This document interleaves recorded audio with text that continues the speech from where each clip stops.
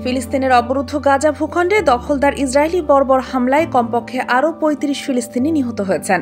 এর ফলে উপত্যকাটিতে নিহতের মোট সংখ্যা ৪৪,২০০ ছাড়িয়ে গেছে। এছাড়া গত বছরের অক্টোবর থেকে চলা এই হামলায় আরও লক্ষাধিক ফিলিস্তিনি আহত হয়েছেন।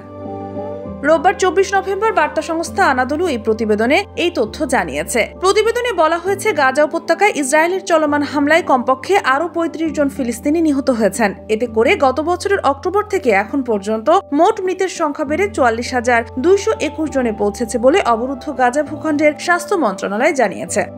মন্ত্রণালয় এক বিবৃতিতে জানিয়েছেন, এই নিরলস হামলায় আরও অন্তত ১,০৪,৫৬৭ জন আহত হয়েছেন।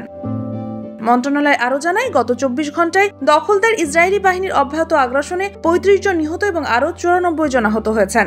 অনেক মানুষ এখনো ধ্বংসস্তূপের নিচে এবং রাস্তায় আটকা পড়ে আছেন, কারণ উদ্ধারকারীরা তাদের কাছে পৌঁছাতে পারছেন না। ফিলিস্তিনি স্বাস্থ্য কর্তৃপক্ষ মনে করছে, গাজা উপত্যকা জুড়ে ধ্বংস হওয়া বাড়ির ধ্বংসস্তূপের নিচে এখনো ১০,০০০-এরও বেশি লোক নিখোঁজ রয়েছেন। গাজায় অবিলম্বে যুদ্ধবিরতির দাবি জানিয়ে জাতিসংঘের নিরাপত্তা পরিষদের প্রস্তাব সত্ত্বেও ইসরায়েল তার নৃশংস আক্রমণ অব্যাহত রেখেছে।